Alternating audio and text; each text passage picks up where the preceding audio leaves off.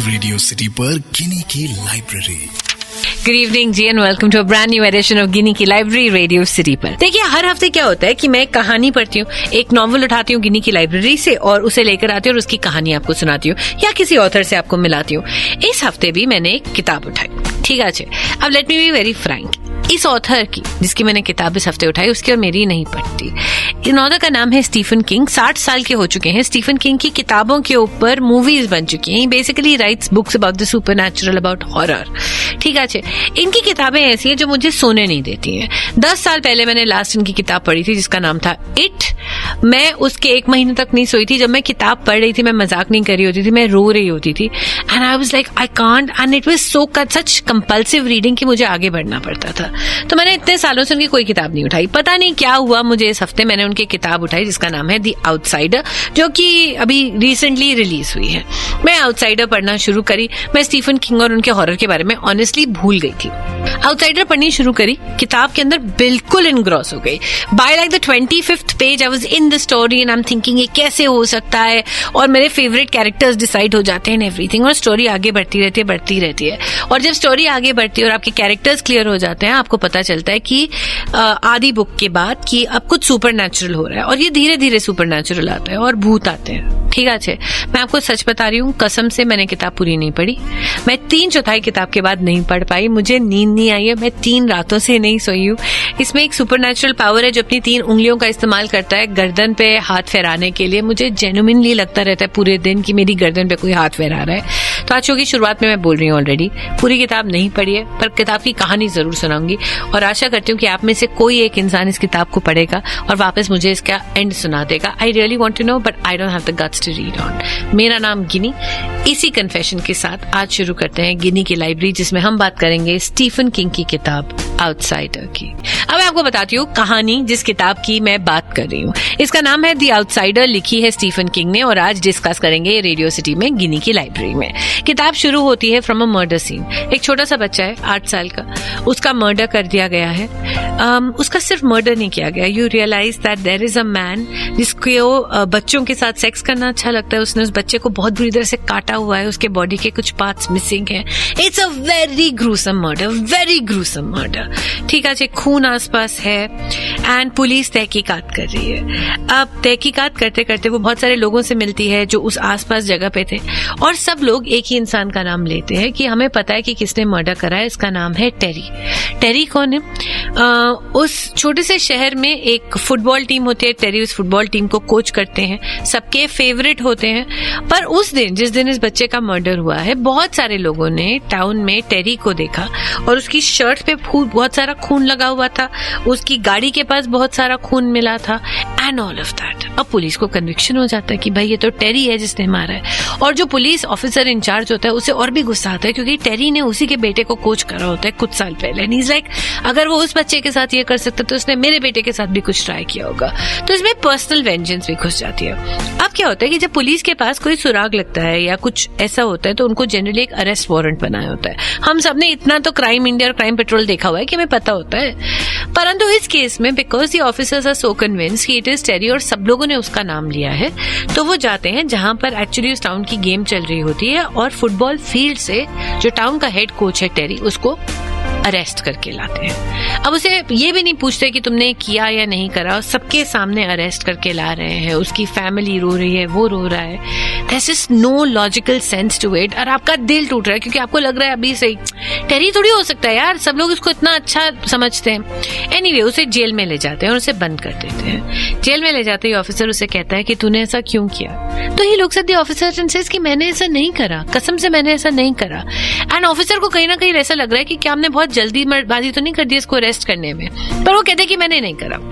उसकी बीवी कहती है कि उसने नहीं करा, पर ऑफिसर उसे जेल में डाल देता। अब उसकी बीवी एक लॉयर को लेकर आती है, लॉयर अपनी इनिशियल इन्वेस्टिगेशन शुरू करता है, तो पता चलता है कि जिस दिन मर्डर हुआ था उस दिन टेरी टाउन में ही नहीं था।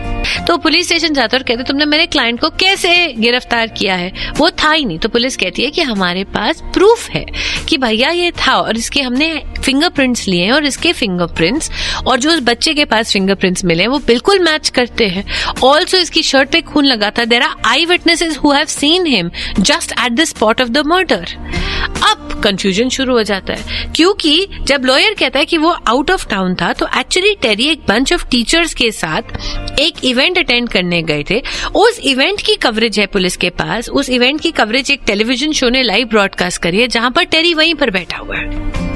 पर टेरी के फिंगरप्रिंट्स भी मिल रहे हैं, टेरी का डीएनए स्वैप भी मिल रहा है।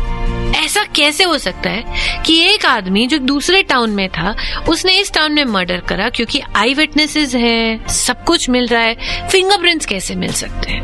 इस सारे कंफ्यूजन के बीच में टेरी की फैमिली है जिसको दिखाया गया है, पुलिस वालों का कंफ्यूजन है, टेरी का कंफ्यूजन है। अब वापस चलते हैं उस लड़के के पास जिसकी बॉडी मिली थी और जिसकी वजह से कहानी शुरू हुई थी। पीटरसन है उस लड़के की फैमिली का नाम। पीटरसन, उस छोटे से बच्चे का फ्यूनरल हो रहा है, उसके लास्ट राइट्स करे जाते हैं। और अंग्रेजों में ऐसा होता है कि जिस दिन आपके लास्ट राइट्स करे जाते हैं, उसके बाद सब लोग आपके घर आते हैं और खाना खाते हैं और बात करते हैं उस इंसान की जो जा चुका है। अब जब सब लोग उसके घर आते हैं और बात करते हैं, उस छोटे से बच्चे की माँ ये टॉर्चर, ये पेन को बेयर नहीं कर पाती, and she has a heart attack and she also dies. Now that little boy who was murdered, वो भी मर गया, उसकी माँ भी मर गई। उसके पास उसके एक डैड है और उसका एक बड़ा भाई है। उसके डैड और बड़े भाई बिल्कुल ही गवाच जाते हैं, उनको समझ ही नहीं आता कि क्या हो रहा है लाइफ में। तो ये हो रही है एक फैमिली की प्रॉब्लम। टेरी जेल में है, उसकी फैमिली है, 2 छोटी बच्चियां हैं, एक बीवी है, जिनको सारा टाउन जो अभी तक इतना प्यार करता था, अब कहता है देखो देखो ये उस मर्डरर की बीवियां और बेटियां जा रही हैं। उनको बहुत टॉर्चर होना शुरू हो जाता है, but they are being brave because they know कि उनका आदमी जो टेरी है वो तो था ही नहीं टाउन में, वो तो जी दूसरे सिंपोजियम में गया हुआ था ना टीचर्स के साथ। तो अब ये केस आगे बढ़ रहा है, इस सबको लेकर गुत्थम गुत्थी हो रही है और लोग समझने की कोशिश कर रहे हैं। इतने में टेरी को एक दिन एक कोर्ट की मीटिंग के लिए जाना होता है, वो जेल में होता है, कोर्ट में उसकी डेट होती है, हियरिंग होती है, वो कोर्ट जाता है। और आपको याद है वो लड़का जिसका मर्डर हुआ था, जिसकी कहानी से सब कुछ शुरू हुई थी, उस लड़के की मॉम की भी डेथ हो गई है और उसका भाई भी कोर्ट में आता है और टेरी को शूट कर देता है पॉइंट ब्लैंक करके कि तूने मेरे भाई को भी मारा, तूने मेरी माँ को भी मारा। अब जैसे ही वो टेरी को शूट करता है, जो पुलिस वाले होते हैं वो टेरी के पास भाग के जाते हैं और बोलते हैं कि देख तू मरने वाला है, तेरे पास बहुत बुलेट्स लग गई हैं, तू सच सच बोल, तूने उस बच्चे का मर्डर किया है। टेरी मरते मरते स्टेटमेंट देता है कि मैं इनोसेंट हूँ, मैंने उस बच्चे को नहीं मारा। और पुलिस को अब तक विश्वास हो चुका होता है कि कोई मरते मरते झूठ नहीं बोलता। पर अब ये मिस्ट्री कैसे सॉल्व होगी? इस दौरान अब इस किताब में सुपरनैचुरल एलिमेंट्स आने लग जाते हैं। छोटे बच्चे सो रहे होते हैं, वो जब जगते हैं तो उनके बिस्तर पे एक अजीब सी बॉडी बैठी हुई होती है जो उनको कहती है कि अपने पापा जो कि पुलिस ऑफिसर है उनको बोल कि वो इस केस में आगे ना बढ़े, नहीं तो कुछ और बुरा हो जाएगा। एक आदमी नहा रहा होता है, उसका जो आपने देखे बाथरूम जिसमें शावर कर्टन्स लगे होते हैं, उसका शावर कर्टन कोई टच करता है, उसकी उंगलियों के ऊपर उस आदमी की जो टच कर रहा होता है शावर कर्टन्स लिखा होता है डोंट फॉलो दिस केस। जो पुलिस इंस्पेक्टर है जो इस केस को हैंडल कर रहा होता है, वो रात को पॉटी कर रहा होता है और एक आदमी आता है, सडनली उसके सामने अपीयर होता है, उसके पॉट के सामने 3 उंगलियां उसके गले पे फेरता है और कहता है तेरी फैमिली में स्किन कैंसर है, मैं तुझे दे दूंगा अगर तू इस केस से नहीं हटता। और अब एक सुपरनैचुरल प्रेजेंस आ चुकी है, बहुत सारे और प्रूफ्स हो रहे हैं। पता चलता है कि टेरी जिस टाउन में कुछ साल पहले गया था वहां पर भी ऐसे मर्डर्स हुए थे। पर आगे क्या होता है इसके लिए आपको एक किताब पढ़नी पड़ेगी, बिकॉज अब जब बहुत सारे भूत हो जाते हैं तो मुझे डर लगने लग जाता है। तो स्टीफन किंग की द आउटसाइडर पढ़िएगा, मुझे बताइएगा कि 2 जगहों पे टेरी कैसे हुआ, मर्डर उस बच्चे का किसने किया, और फाइनली ये सुपरनैचुरल चीज है क्या। Please rjginnie GINNIE@gmail.com. I will be waiting for your mails with bated breath. एक बात बताऊं, स्टीफन किंग की किताबें अगर आप पढ़ेंगे, the horror that is written in it is so real कि मुझे वो भूत क्लियरली दिखाई देता है, डिस्पाइट द फैक्ट कि there is no drawing of that भूत। उसकी किताबें इतनी ब्रिलियंटली रिटन है कि आपको डर लग रहा होता है, but you are desperate to move ahead to find कि ये मिस्ट्री कैसे एंड होती है। Stephen King, one of the most brilliant authors. अगर आपने स्टीफन किंग की किताबें नहीं पढ़ी हैं और आपको हॉरर से प्यार है, I would suggest a whole new world to you. Please try them out. मेरा नाम गिनी, इसी बात पे मैं लेती हूँ अलविदा।